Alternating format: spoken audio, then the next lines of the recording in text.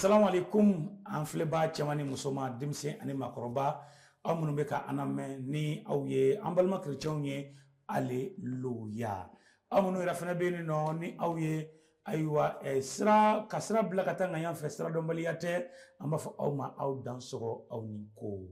aw minnu fana bɛ yen nɔ n'o y'a sɔrɔ aw ye kanitiw ye ni aw ko an ka maakɔrɔw an b'a fɔ an ka maakɔrɔsiw ka duwa aw ye a bɛɛ ni ce bɛɛ ni baraji Tamtam télévision sanfɛ bi sɔgɔmada in na nin waati in na ka kunnafoni ta k'a di aw ma kamalen alleluya Yohana kamtu de ko e ma ko maakɔrɔsiw de maakɔrɔsiw de tɛ duwa olu ye maakɔrɔsiw de bɛ duwa olu ye koyi maakɔrɔsiw tɛ duwa bɛɛ ye dɛ mɔgɔ tɛ taa kaburu dɔ ka taa duwa kɛ o ko tɛ sa o ko tɛ sa n to yen sa i ka to n ka taa ni n ka kunnafoni ye ne taa mɔgɔ bɛ taa kaburu dɔrɔn ka duwawu kɛ u yɛrɛ ye an bɛ minnu dɔn ne bɛ u ka foli kɛ i b'a fɔ hotep ne t'o kɔrɔ dɔn ka jɔn a tɔgɔ ye di voilà bon n'i ko hotep tɛ bamanankan ye hotep ye bamanankan tɛ ne t'a kɔrɔ dɔn bamanankan na a kɔrɔ aw ni ce kɛ aw ni ce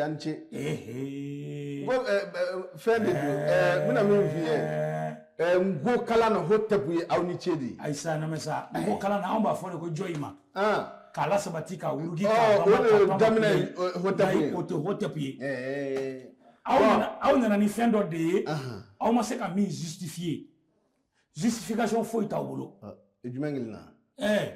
a ka kamitiya la kɛ ne y'a f'i ye ko ne ye kamiti ye e tɛ kamiti fiye e tɛ tile ka maakɔrɔsiw sɔn ne bɛ mɔkɛsu sɔn ka e ko cogo di an ye kodɔn ka sɔrɔ e tɛ tile ka mɔkɛ ji bɔ an ye kodɔn ka sɔrɔ mɔkɛsu bɛ sɔn an ka so an ye kodɔn ka sɔrɔ sinsin bɛ sɔn an ye kodɔn ka sɔrɔ bulonna bɛ sɔn an ye kodɔn ka sɔrɔ jiriba dɔ b'an ka dugu la siraba dɔ bɛ yen san o san an bɛ jama fara ɲɔgɔn kan k'a sɔn an ye kodɔn ka sɔrɔ maraba yaasa sɔn bɛ yen mɔgɔ bɛ yen ne yɛrɛ fa ye kɔmɔtigi e yɛrɛ ye kɔmɔ jelima ye d'accord san foli kɛ mɔgɔw ye an bɛ lamɛnbaaw bɛɛ fo a banna Tamtam TV jeli tɛ fara jeli tɛ bila a ko cogo di bɛɛ k'i bisimila tabarikala kamalen an b'a ɲɛmaaw fo awɔ minnu bɛ i k'a dɔn bureau kɔnɔnaw la kamalen i k'a dɔn olu de kun bɛ suma la walasa kow bɛ se ka dilan cogo min na maaw ka se ka kunnafoni sɔrɔ laadiriya kɔnɔ u t'u ka denbayaw la u to yɔrɔ bɛɛ lajɛlen an bɛ don min na ko bi n'i bɔra fan o fan fɛ n'i ye telefɔni fɛn fɛn kɔnɔna lajɛ Tamtam TV de b'a kɔnɔ cɛ an lafiyalen don sisan dɛ yere kamalen ye sisan dɛ ayi san bɛ min f'i ye baara ko k'i ka ale kalifa maaw la maa minnu kunkolo b'u kan da la n'o kɛra ale bɛ ɲɛ baara ko k'ale tɛ somɔgɔ ko ye ale tɛ balima ko ye ale tɛ yɛrɛ ko ye ko ale ye dɔnbaa ko de ye n'i bɛ fɛn min dɔn voilà i b'o de kɛ donc n b'a f'i ɲɛna dɔrɔn e tɛ ordinateur la balo bɛ fɛn kelen pe min dɔ ye ordinateur ye fɛn kelen pe min fɛn kelen pe e bɛ balo dɔn diɲɛ kɔnɔ e bɛ balo dɔn i b'i ka kɛnɛ ko wɛrɛ bɛ yen a bɛ fɛ aw la wala quwwata illa billah bon i tɛ min kalama balo kun ye rappeur de ye balo ka dɔnkili bilahi balo tɛ se ka mɔgɔ taa YouTube sanfɛ i k'a sɛbɛn ko Tuel B ni ala de kɛra cɛ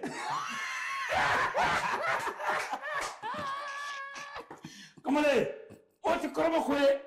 taa YouTube kan i k'a sɛbɛn ko Tuel B le grand Tuel B nana sɛbɛn cogo f'i ye i bɛ deux kɛ deux o ye tu ye i y'a faamuya i bɛ L kɛ ka B kɛ Tuel B n'i y'o sɛbɛn dɔrɔn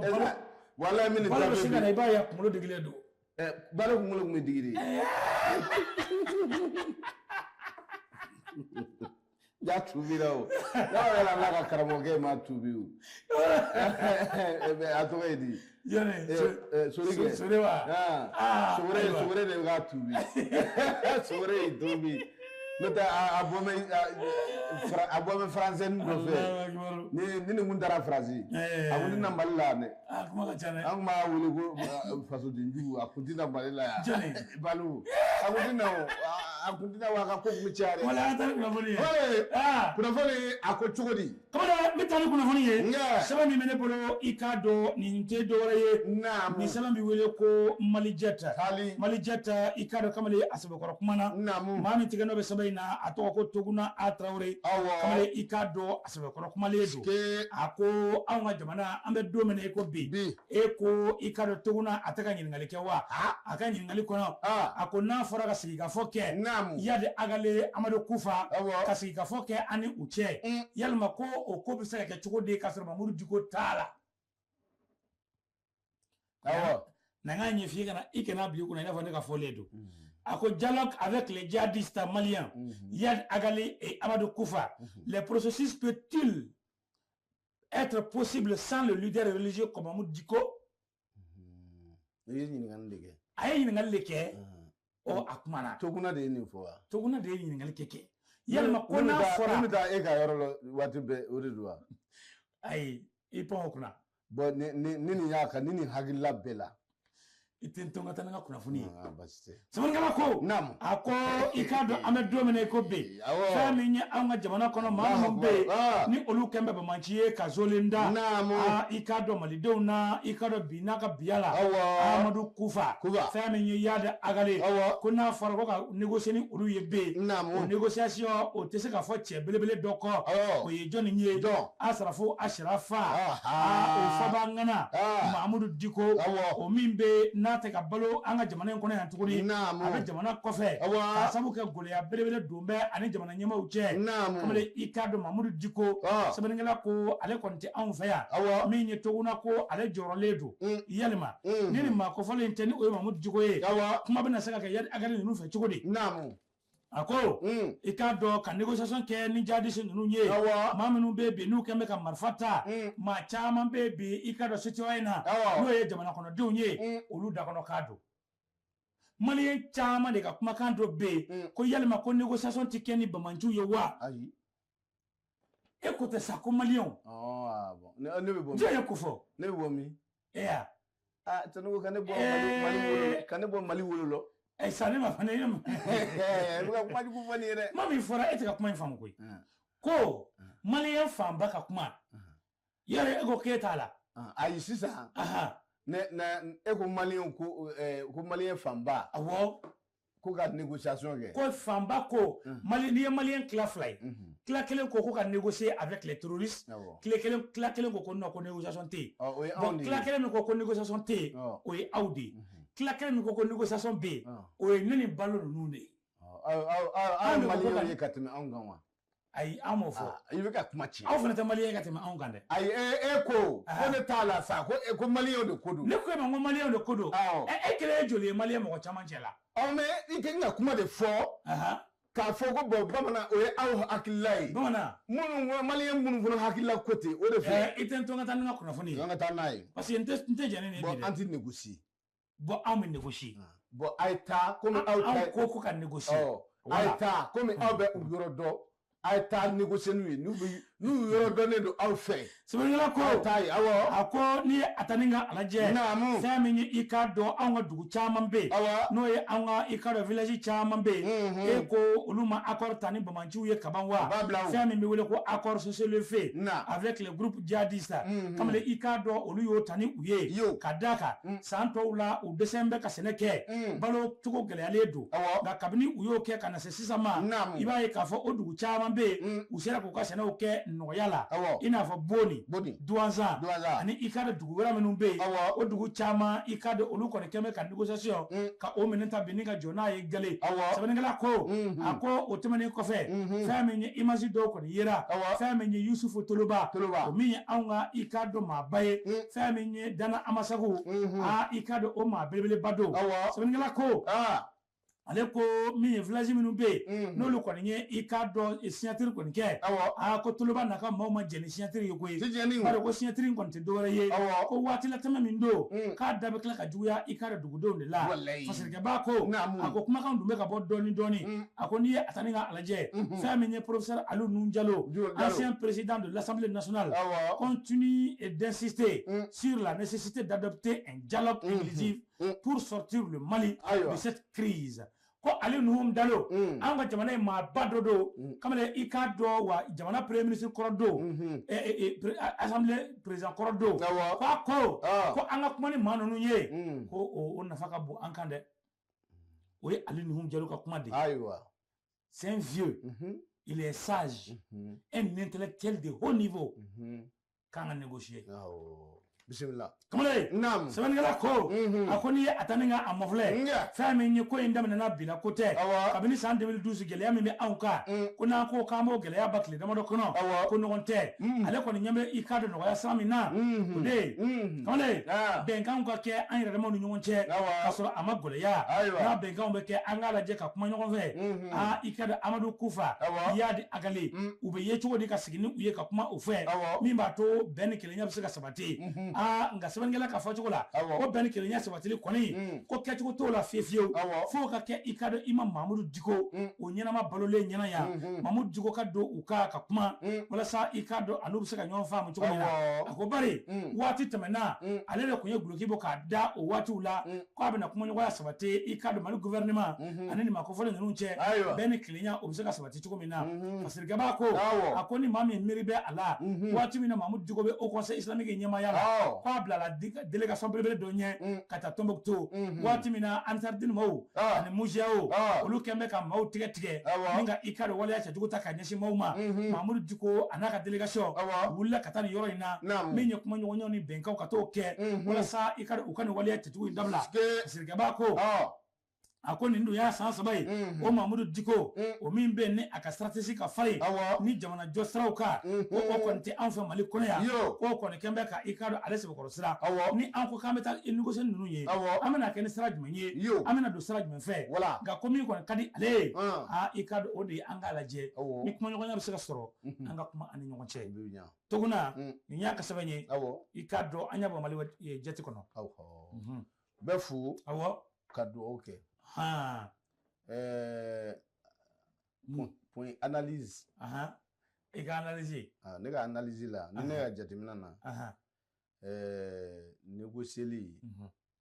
ama si folo ama disew ala kana des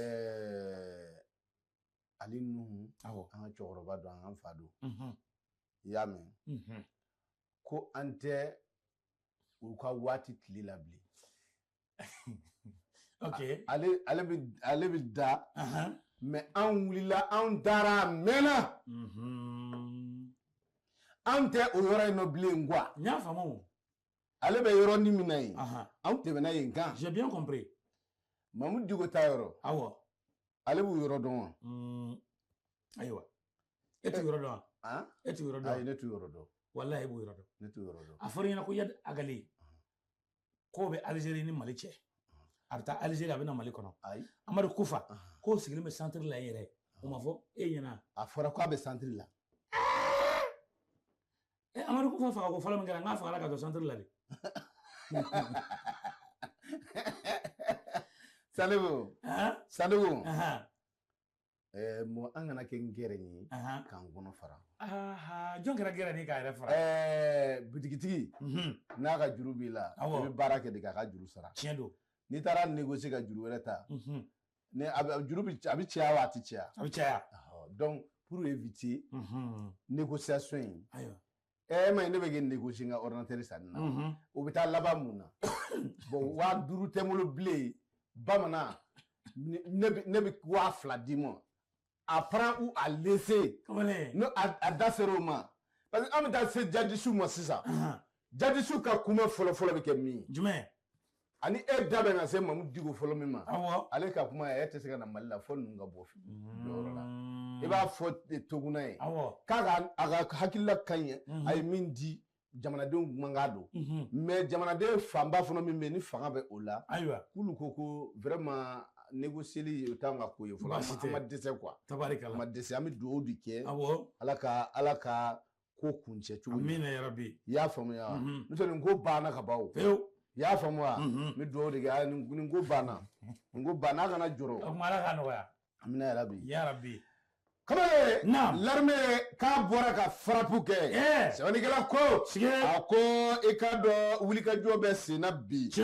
wulikajɔ min bɛ min fan ka bon i ka dɔn jamana jɔliko la sɛbɛnnikɛla ko a ko i ka dɔn min ye mobili minnu b'a la ka taa Tombouctou ka taa essence di i ka dɔn Tombouctoukaw ma sɛbɛnnikɛla ko o mobili ninnu taatɔ la wulikajɔ barika bonyana kosɛbɛ fɛn min ye bɛr ani i ka dɔn min ye leere gosili kɛra ye gosili min bɛ yen n'a bonyana hakili ma kosɛbɛ sɛbɛnnikɛla ko a ko min ye i ka dɔn l'état major général des armées u ka communiqué bɔra ka da a ko Tombouctou mara la a ko u ye gosili daminɛ kabini i ka dɔn octobre kalo tile 13 san 2025 k'u ye gosiliw daminɛ sanfɛ gosiliw dugu gosiliw a ko i ka dɔn wa i ka dɔn matériel minnu bɛ u bolo minɛn minnu maralen bɛ u bolo min kɛ sababu ye u bɛ kɛlɛw kɛ kamalen ko i ka dɔn a caman bɛ yen k'a caman tiɲɛna wa i ka dɔn caman minɛna u tɛgɛ la sɛbɛnnikɛla ko a ko i ka dɔn wulikajɔ min bɛ sen na ni i ka dɔn golomasiri tabaw bilama i ka dɔn ko u ni dame yɔrɔ minnu kan n'o ye Tombouctou mara ye a ko sebaya bɛ ka d'u ma dɛ a ko sebaya bɛ ka d'u ma dɛ armée ko sebaya bɛ ka di armée ma dɛ a bɔ Sidiki u ko n'o bɔra yen i bɛna mun fɔ mun ya i bɛna ye k'a fɔ min ye i ka dɔn Sogolo i ka dɔn Sogolo kɔrɔyanfan fɛ Segu mara la u bɔra ka frappe kɛ i ka dɔn i bɛ ka Dunzama mun fɔ Dunzama n'o ye N12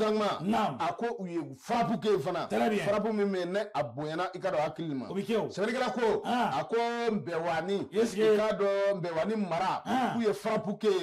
i ka dɔn minɛnw caman minɛ u tɛgɛ la maa 27 olu kɛ ɲɛnama minɛn ye sɛbɛnnikɛla ko a ko an da i ka dɔn ka laban ye boli ye min ye golomasiri tabaw k'u ni dame fɛn min ka bi u ye i ka dɔn ka kɛlɛ kɛ ni ka sebayaw sɔrɔ wa i ka dɔn dugudenw ka fara u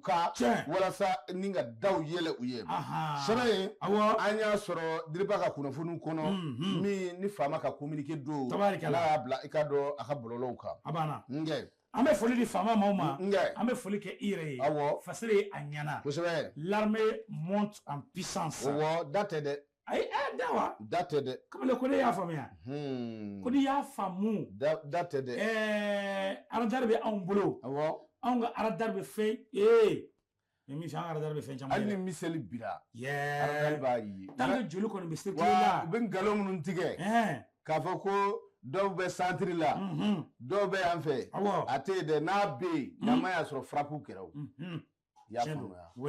dɔ ka bɔ dɔrɔn ko bɔn ne filɛ bɛɛ kosɛbɛ i kana bɔ yen dɛ ayisa n bɛna min f'i ye Banbaganci ye jitɔ de ye kɔrɔlen Banbaganci tɛ se ka bɔ k'a jɔ kɛnɛ kan e filɛ ale filɛ o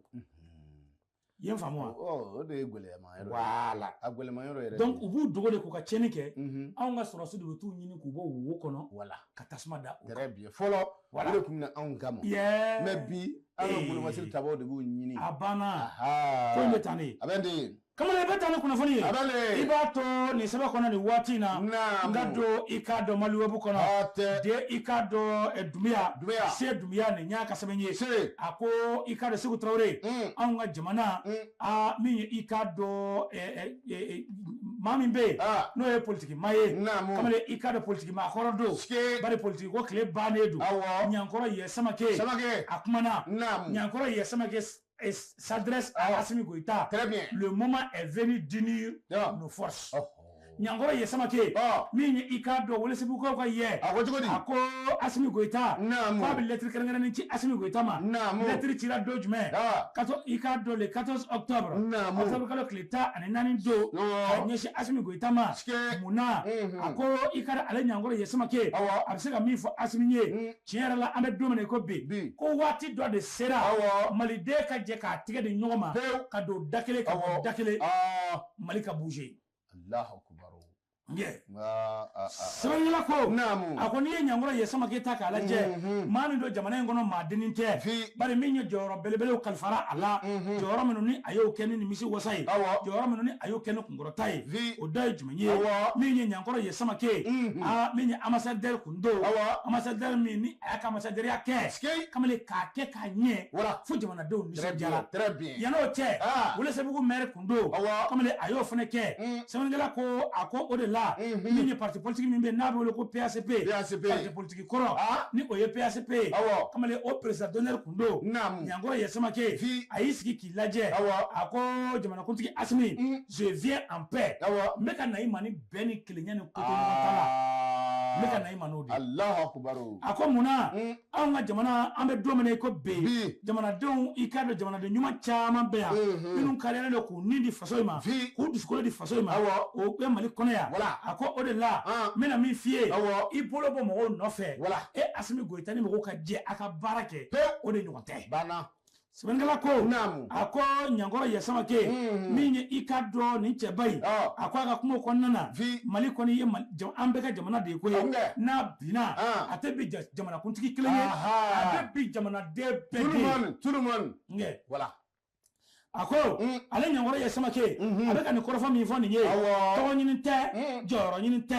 kamalen nka a bɛ ka kuma ni Mali de ye Mali kuma da a bɛ ka kuma ni basigi ye kamalen an ka ɲɛ kɔrɔta k'an kunkolo kɔrɔta de ka ɲɔgɔn lamɛn très bien a bɛ ka kuma n'o yɔrɔ de ye a ko n'i ye a ta ni ka lajɛ ale ɲankɔrɔ ye Samake kamalen a bɛ kuma ni o basigi ni o hakilisigi de ye k'o ɲɛsin jamanakuntigi ma a ko Mali tɛ se ka taa an ɲɛ abada n'an m'an tɛgɛ di ɲɔgɔn ma ka don da kelen ka bɔ da kelen wa o tɛ Mali dɔrɔn ye koyi diɲɛ jamana o jamana n'i b'a fɛ a ka bouger f'i ka sɔn i ni jamanadenw de ka jɛ ka kɛ ɲɔgɔn fɛ ka mɔgɔw lamɛn mɔgɔw k'i bilasira i fana ka mɔgɔw bilasira a ko y'a kɛ cogo ye dɛ sɛbɛnnikɛla ko ɲankɔrɔ ye Samake aucun homme aussi fort soit-il ni même aucune corporation ko ale ma i ka dɔn mɔgɔ choisi ale ma taabolo choisi ale ye min choisi dɔrɔn o ye malidenya de ye o ye malidenya de ye dɛ maliden ɲumanya a ko a bɛ min fɔ Asimi ye n'a ye ale lamɛn a tɛ foyi tiɲɛ a ye ale lamɛnni n'a ma min fara a ka leçon kan k'a tɛ fɛn bɔ a la dɛ o de kama a ko n'i y'a ye ale i ka dɔn lettre kɛ nin cogo la dɔwɛrɛ tɛ ko ye a ye da caman gosi da minnu ni a y'a ɲini k'a fɔ a b'a fɛ ka t'i sigi ka nin kuma in fɔ de ɲɛŋɔ o ma se ka kɛ o n'o ma se ka kɛ min b'ale kun na kan cɛ a n'o ka sɛbɛn ye k'o ci jamanakuntigi ma k'a yira k'a fɔ tiɲɛ yɛrɛ la an bɛ don min na i ko bi i k'a dɔn ale ɲankɔrɔ ye Samake bɛɛ ni kelenya sira de ka di ale ye malidenw k'o sira ta ka don da kelen ka bɔ da kelen gɛlɛya ka ban pewu bɛɛ ka lafiya sɔrɔ fasere a ji ma janya kosɛbɛ se Dunbiya nin y'a ka sɛbɛn ye ka bɔ i ka dɔn Mali web kɔnɔ a ɲɛna a ka taa lettre bila comment on appelle kabini na Ayisa i t'o ɲɛfɔ aw t'o ɲɛfɔ i ye a taara yen wa un diplomate a taara yen wa non mais ça c'est un ancien diplomate il connaît très bien comment voir le président de la République il connaît très bien n'a ma sira dayɛlɛ a ye o ma ɲa dɛ cogo di premier ministre bɛ ye c'est un diplomate a ye dayɛlɛ mɔgɔw ka don mɔgɔw ka kuma fɔ i fɛnɛ sa a ye dayɛlɛ mɔgɔw ka taa kuma i b'a dɔn min ye ɲankɔrɔ ye Samake ko diya ne ye wa fɛn kelen ɲankɔrɔ b'a dɔn jamana bɛ mara cogo min na ka kɔn bi ɲɛ quoi voilà parce que ayi investissement min kɛ Mali yɛrɛ la fɔlɔ i bɛ cɛ caman ye ka kuma a ye baara kɛ a ye baara kɛ baara de bɛ mɔgɔ mun na fɔ koyi ekɔliso 50 ani kɔ ye kelen y'o jɔ Mali kɔnɔ forage ka ca 30 ani kɔ ye a ye jamana jɔsiraw kɛ o yɔrɔ ye dɔ kɛ dɛ bon kɔrɔfɔ b'o niveau de la bon o tigi ka kan ka lamɛn a ka hakilila di a ka kan ka fɛnw sira fɛ Segu a ka kan ka taa a ka sigi face à face Mali ye jamana dɔ de ye Mali ye jamana dɔ de ye jamana min kuma dɔw la i bɛ taa sɔrɔ a tɛ a den sɛbɛ walima a den min ka wuli ka jɔ ka bon kosɛbɛ i bɛ taa sɔrɔ Mali bɛ ɲinɛ o de kɔ dɔɔni o ye wulibali n bɛna don n'i ye réseaux sociaux kan bi réseaux sociaux kan fɛn min bɛ sɔrɔ réseaux sociaux kan a bɛ sɔrɔ min a yɔrɔ ka dɔgɔn dɛ wa maliyɛn baarakɛlaw bɛ réseaux sociaux kan maliyɛnw kan ka minnu fo su ni tile k'u tanu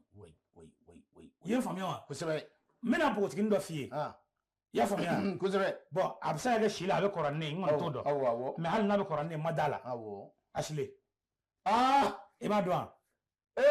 bon ma yele ye réseau kan courage min bɛ nin dilan très bien et puis a bɛ ka réseau a bɛ ka baara nege don mɔgɔw la quoi mais i b'a dɔn min ye muso in ka ko diya ne ye wa Asile in ka ko diya ne ye wa a b'a mako dɔn quoi o de ka ɲi wallahi muso b'a mako dɔn ni da sera bon jamana ko la ne ka di ne ye faso ko la ne ka di ne ye ni baara kɛcogo de ye nin u y'a buruja ka diɲɛ ko bɛɛ kɛ a ma lini bila bon a bɛ fɔ o ma de ko quelqu'un qui est fort plus de 25 personnes maa min b'a bolo baara la a bɛ maa 25 bɔ kana nin fɔ ne ɲɛna Asile hali moto taxi tigi min bɛ Asile bolo seliba la n ko a ye hali saga d'u ma kana nin fɔ ne ɲɛna laji la muso ka maa ɲɛnamaya ne bɛ taa ka page suit à 100%. bon n'i y'a sɛgɛsɛgɛ nin jamu ye Jara ye Asile tɛ Jara ye Tarawele de don mun ne balimamuso don mun y'a kɛ Tarawele ni taara sira fɛ b'a jɛ Tarawele muso don Tarawele muso ti maa janfa a fɔ namu Tarawele la ka se o niveau la ama e t'a Asile dɔn ni ne bɛna n désabonné ka bɔ a la ne bolo ko Jara don ayi kini désabonné mi deli ayi baasi tɛ maa ɲɛnama don a dusukun jɛlen don tabarikala maa min don a bɛ faso fɛ siga t'a la a b'a faso fɛ kamalen Mali ka ɲi kɔfilɛ nin n'a ɲɔgɔnnaw la wa opérateur économique voilà u ka kɛ k'u digi nin maa sugu kan a kana se ka bi a bɛ ten de voilà dɔ ka fara kow kan fɛn kana bɔ a la a banna naam min tɛmɛ ni kunnafoni ye taa n'a ye kunnafoni di i ka dɔn sɛbɛn in ye i ka dɔn Segu citoyen web o kumanen don ko in u ko an ka taa Segu Segu i ka dɔn conseil régional sa ka damɛlɛ a bɛ waati caman min ye i ka dɔn jadisiw y'a minɛ Bamanjiw y'a minɛ ni ka taa n'a ye kabini octobre kalo a tile 3 u kɔni taara n'a ye fɔ bi i ka dɔn u ma kibaruya jɔnjɔn dɔn tabarikɛla ko a ko a minɛna Segu sira in de kan Segu ni Bamakɔ cɛ a minɛna nin yɔrɔ kofɔlen na a ko a bɔlen filɛ ka video dɔ kɛ araba don min mɛnna octobre kalo tile 15 ma a ko cogo di a ka video in kɔnɔ a ko a bɛ waati kunkurunin bɔ i k'a dɔn olu kɔni bɛɛ i k'a dɔn Bamanjiw bolo i k'a dɔn u ka kunnafoni na k'a confirmation kɛra wa a yirala k'a fɔ ale bɛ a balonen bɛ yen a y'a yira k'a fɔ tuguni ale kɔni minɛnen bɛ condition min kɔni na i k'a dɔn o kɔni ye i k'a dɔn waati na a cogoya ye ale minɛnen bɛ o cogo la nka i k'a dɔn u sigilen bɛ yen fɛn t'ale la i k'a dɔn u ma fɛn fana k'a la k'a bɛ Segu ka hakili sigi k'a fɔ a bɛ minɛko ɲuman na ye nka i k'a dɔn kabini u minɛna i k'a dɔn min ye autorité administrative k'o kɔni ma a da don i k'a dɔn nin ko in na o ko wa i k'a dɔn wa u ka wulikajɔ kɛ ka wulikajɔ kɛ ka i k'a dɔn min bɛ se k'a to ale bɛ segin cogo min na ka na a ka denbaya la a fɛn min ye a masurunyanamanw olu minnu bɛ yen bi ni i k'a dɔn olu ja babalen don n'olu sirannen dɔn i k'a dɔn k'u bɛ wele bila u bɛɛ ma u ka fɛɛrɛ bɛɛ kɛ min bɛ se k'a to ale yɛrɛ i k'a dɔn siya ka damɛlɛ a bɛ segin ka na a ka denbaya la ko n'o tɛ ale minɛnen kɔni alihamudulilayi a bɛ seli a bɛ dumuni kɛ a kɔni bɛ nka mɛ a ka denbaya ka d'a ye bi n'o ye Segu i ka dɔn président du conseil régional ye a ka denbaya ka d'a ye bi wa a ka laɲini don a ka segin a ka na a ka denbaya la sɛbɛn in an y'a sɔrɔ Segu citoyen web TV olu ka i ka dɔn kunnafoni di sɛbɛn na kamalen n'Ala sɔnna ma a bɛ bila nkɛ maa o maa bɛ otage la bɛɛ bɛ bila ni u sigilen tɛ an ka jamana ɲɛmɔgɔ sigilen tɛ u hakili b'u la u hakili b'u la nka plan de tɛ se ka fɔ bɛɛ ye Segu fɛn bɛɛ tɛ se ka fɔ sinon ɲɛmɔgɔ sigilen tɛ dɛ k'a fɔ ko autorité administrative tɛ k'a da don a la u bɛ k'u da don a la mais u bɛ k'u da don a la ni côté min ye peut-être e t'o de dɔn a bɛ di nin voilà o fana tɛ se ka yira bɛɛ la dɛ n'o tɛ u b'u se n'u dama yira an bɛ dugawu de kɛ Ala ka u se ku a la yarabi Ala k'u se k'u ko la amin nkɛ Sɛbɛsɛbɛrɛ min ye kunnafoni n bɛ taa n'a ye sɛnɛ kunnafoni maa min tigɛ ne bɛ sɛbɛn in na dɔn ɲuman Jara Bafin tɛ de Bayinikɛ Bayini Jara nin y'a ka sɛbɛn ye u bɛ dɔ ɲuman wele ko Bayini de nɔngɔnkaw ka dɔ ɲuman Jara o tɔgɔma de don sɛbɛnnikɛla ko a ko i k'a dɔn ko an ka taa an ka jamana kɔnɔ an bɛ kalo min na nin kalo bɛ wele ko octobre kalo octobre rose kamalen ni octobre kalo kɔni sera o ye kalo kɛrɛnkɛrɛnnen de ye a bɛ fɔ min ma ko cancer de sein n'o ye i k'a dɔn sin bon i k'a dɔn o bɛ kɛ musolakaw la ka caya a bɛ musow sɔrɔ ka caya o de la i k'a dɔn n'a waati sera wulikajɔ sugu bɛɛ lajɛlen bi kɛ min b'a to musow ka i k'a dɔn sin na bon a bɛ se ka kɛlɛ ka bɔ an ka jamana kɔnɔ cogo min na o tɛ kɛ ni dɔwɛrɛ ye jeli sɛgɛsɛgɛ a n'a ɲɔgɔnna caman baara bi kɛ an ka jamana kɔnɔ jɛkulu min bɛ yen n'a bɛ wele ko atelier Firdaus SA ani i k'a dɔn association ACS kamalen olu ye fara ɲɔgɔn kan kɛ kamalen a ka ca ni muso 100 ani dɔɔni ye ka olu joli sɛgɛsɛgɛ n'o y'a sɔrɔ bon tɛ u sin na ni ɲana dɛ ni ɲana dɛ a bɛ ten de n'a yira la a bɛ furakɛ fana a banna sɛbɛnkɛla ko karata don min bɛna octobre kalo tile 14 ma Badalabugu min ye i k'a dɔn yɔrɔ min bɛ yen n'o ye atelier Firdaus siège ba ye kamalen i k'a dɔn lajɛrɛ belebele kɛra nin yɔrɔ kofɔlen la lajɛrɛ in senfɛ atelier Firdaus ɲɛmaaba Madamu Balo Asa Sumaworo kamalen la promotrice a tun bɛ kɛnɛ kan min ye i k'a dɔn ka na ni journée ba ye k'a ɲɛnamaya k'a fara min ye i k'a dɔn association ACS kamalen i k'a dɔn a ma ɲɛmaw olu fana tun bɛ i k'a dɔn nin kɛnɛba in kan Ajara Mariko min b'a to kamalen o ni musolakaw bɛ se ka jɛ cogo min na ni joli sɛgɛsɛgɛ min filɛ nin ye a baara bɛ se ka kɛ kamalen i k'a dɔn bari ka d'a kan u ko sinna bon ye fɛn ye min n'a ka gɛlɛn dɛ a ka jugu dɛ k'a ka gɛlɛn dɛ sinna bon a ka jugu ye juguya dan ye a ko n'i ye a ta ni ka a ma filɛ min ye i k'a dɔn atelier Firdaus u ye wulikajɔ min kɛ u ye démarche min kɛ kamalen i k'a dɔn u y'o lakali jama ye k'a yira k'a fɔ nin tɛ nin baara in ta ko fɔlɔ ye kamalen i k'a dɔn san o san u bɛ nin kɛ nin y'a ta ko sabanan nin ye o de dabɔlen ye fɛn min ye atelier Firdaus fɛ a n'a dɛmɛɲɔgɔn jɛkulu ka musow sensibiliser a bɛ fɔ min ma ka musow hakili nɔgɔ don min ye i k'a dɔn bon bɛ se ka maninfin sɔrɔ cogo minnu na ka ɲɛfɔli kɛ musolakaw ye Madamu Balo Asa Sumaworo a y'o baaraw kɛ o tɛmɛnen muso 100 ani bɛnbɛn kamalen olu kɔni taara a bɛ fɔ min ma ko dépistage gratuite k'u farikolo k'u lajɛ fufalaki fu kamalen o dépistage gratuite kɛra wa o t'a bannen ye koyi kamalen i k'a dɔn ni o y'a sɔrɔ a bɛ e la kamalen i ni sira minnu ka kan u b'o f'i ye wa u ma da o ma koyi u ye maa de ɲini Gabriel Touré la min ye gynécologue ye kamalen k'o bila ka na nin kɛnɛ in kan a ka se ka na nin kɛnɛ in ka na i k'a dɔn a ɲɛnamaya parce que b'a ka fɔ la a ko n'i ye a ta ni ka lajɛ nin campagne min filɛ nin ye Sénat maa minnu bɛ yen ni o ye ACS membres ye kɛrɛnkɛrɛnnen la président sortant Bakari Makalo ale kɔni ye spécialiste santé mentale ye a ko an bɛ don min na i ko bi k'ale kɔni bɛ min kɔni fɔ min ye Asita Kulibali ni o ye ACS i k'a dɔn a master en gestion ye ko k'u k'a lajɛ u k'u hakili to ɲɔgɔn na san o san nin waati kelen ma se u k'a lajɛ ka nin baara n'a ɲɔgɔnnaw kɛ min b'a to muso dɔw ni bɛ kisi bari ko nin baara kɛlen a bɛ muso min ni kisi o de ka ca ni bani ye donc k'u ka nin k'u taabolo ye min ye atelier Firdaus kɔnɔ Madamu Balo Asa Sumaworo ale kɔni ye foli baden kɛ mɔgɔw la k'a yira k'a fɔ a nana kɛ ale yɛrɛ ka yɔrɔ la a diyara ale kosɛbɛ bari musolakaw u jigi ye ale ka yɔrɔ ye fasere don ɲuman jara ye a sɛbɛn an ye a sɛbɛn ka bɔ sɛnɛ kunnafoni kɔnɔ Madamu Balo Asa Sumaworo Ajara Mariko k'u jɛra i ka nin donba organiser ka musolakaw lajɛ ni o ye ACS tɔndenw ye n'o ka kan ni bon bɛ sin na a bɛ furakɛ cogo min na n'o ka kan fasere filɛ nin an bɛ dugawu kɛ ala ka i ka dɔn a tɔ nɔgɔya amina yarabi n'u bɛna kɛ nin kɔfɛ ala ka jama bonya ka tɛmɛ nin kan u ka taa fɔ palais yɛrɛ de la yarabi ka palais ta k'a k'o kɔnɔ an bɛ dugawu kɛ o la kamalen ne bolo ta banna ne yɛrɛ bolo ta nɔgɔyara juma ye an bɛ dugawu kɛ juma an bɛ dugawu kɛ juma kow ka nɔgɔya ka dugawu kɛ ala ka essence ba na Bamakɔ n'a lamini essence ko de ka gɛlɛn essence ko de ka gɛlɛn o ka gɛlɛn a bɛ na ni ala sɔnna essence bɛ ka na dɔɔni dɔɔni a bɛ na ni ala sɔnna ma a bɛ ka na dɔɔni aran min bɛ jɔ o aran tɛ jɔ bilen mais an yɛrɛ nana faamu station tigi de ka ca mais citerne tigi man ca o de ka ca ko in nɔ fɔlɔ an bɛ essence yɔrɔ o yɔrɔ i b'i gare ka essence dɔ ta ye o station caman bɛ yen bi olu jɔlen de don donc o de nana ni ko bɛɛ ye gɛlɛya ye donc ça veut dire que citerne tigi yɔrɔ ɲɔtigi yɛrɛ bɛ fa fɔlɔ k'a di mɔgɔw ma. Siga t'o la dɛ. Voilà an b'o de niveau la. An b'o niveau la. Donc ni y'a sɔrɔ olu ka station falen don sigatigi ka station fara a b'a tɔ di mɔgɔw ma. Siga t'a la. Nka fɛn tɛ taa rɔ. Maa min bɛna aw servir ni fɛn t'o yɛrɛ bolo. Fɛn t'o yɛrɛ bolo. Ale b'a yɛrɛ servir fɔlɔ dɛ. A b'a yɛrɛ servir dɛ. A ko bɛ ten dɛ. A bɛ n de dɛ an ka cɛ dɔ ka thé wuli tɛ. A n'a tɔgɔ ko cɛmɔgɔ n'a bɛ thé min ale de ko ne ma ko ale ne bɛ ka bras de fer kɛ k'u ka défi lancer. Ne.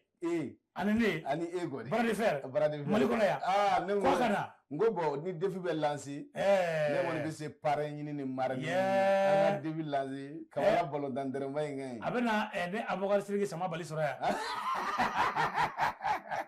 N'a bɛ thé di. Ale b'a fa fɔlɔ k'a di mɔgɔw ma. A banna. A bɛ n deli kamalen ka dugawu kɛ Ala ka su yɛrɛ d'a ma. Yarabi. Ala ka tile yɛrɛ d'a ma. Amin.